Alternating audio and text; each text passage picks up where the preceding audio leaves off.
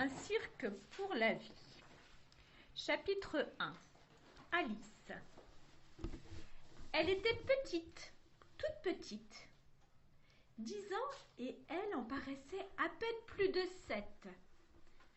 Une tête allongée, 2 étincelles bleues au milieu du visage, un petit nez fin, une grande bouche avec des lèvres bien rouges et des joues tellement pâles qu'elles paraissaient transparentes. Mais en fait, la première fois que l'on apercevait Alice, la seule chose que l'on voyait réellement, c'était son immense chevelure rousse. Alice s'en servait le plus souvent pour se cacher le visage. Que dire de plus? Si ce n'est qu'Alice était d'une maigreur extrême. Elle était aussi fragile, très fragile, trop fragile même, si l'on écoutait son père. Alice, si tu veux servir à quelque chose dans cette maison, il faut que tu grandisses, que tu prennes des forces et que tu cesses d'être constamment malade.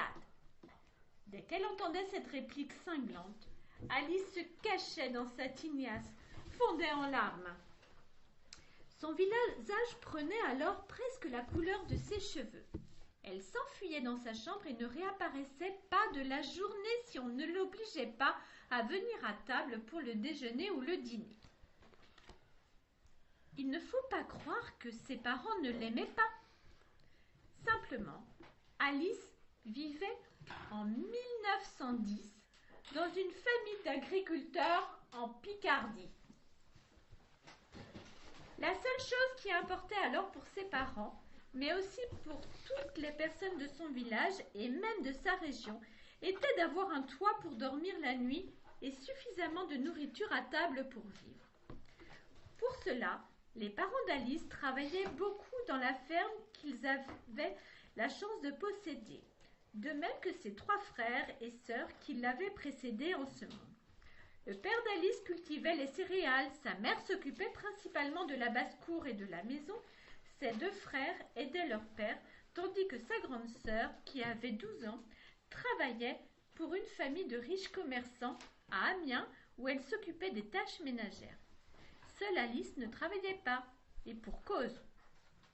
Alice était maladive, et depuis sa naissance, elle avait échappé plusieurs fois à la mort. Des poussées de fièvre violentes et inexpliquées secouaient épisodiquement la petite fille. Elle était couchée dans un petit lit devant la cuisinière à bois qui servait pour la cuisine et le chauffage de toute la maison. Ses frères et sœurs avaient réussi à décrocher leur certificat d'études après 5 années à l'école communale, ce qui faisait la fierté de leur mère. Alice, malgré son âge avancé, savait tout juste déchiffrer un texte simple. Sa présence épisodique à l'école inquiétait fortement le maître du village.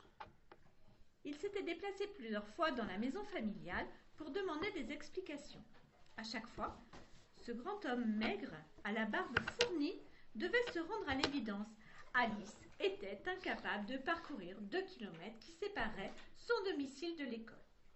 En instituteur bienveillant, il laissait à sa mère les leçons manquées par Alice. Cela était complètement inutile, dans la mesure où chacun des 2 parents ne savait lire. De plus, aucun de ses frères n'avait de temps à lui consacrer au moment où elle commençait à aller mieux. Alors, Alice prenait un peu de retard. Elle retournait à l'école, cinglée par le vent ou la pluie, ne comprenait rien aux nouvelles leçons de l'instituteur et retombait malade en rentrant dans le froid glacial qui précédait les nuits picardes. Alice pensait être abandonnée de tous. Elle détestait son père qui ne cessait de lui faire des reproches. Elle n'aimait pas sa mère qui s'occupait plus de ses poules et de ses lapins que d'elle. Elle n'arrivait pas à apprécier ses 2 frères qui, éreintés par le travail, arrivaient le soir comme des zombies, incapables de parler. Elle ne savait que penser de sa sœur qui rentrait seulement le dimanche avec un pâle sourire en posant une bourse d'argent et du pain frais sur la table. La seule personne qui s'occupait d'elle, c'était son instituteur. Elle aurait voulu l'aimer, lui faire plaisir en récitant une leçon apprise par cœur au coin du feu, à l'image de ses camarades.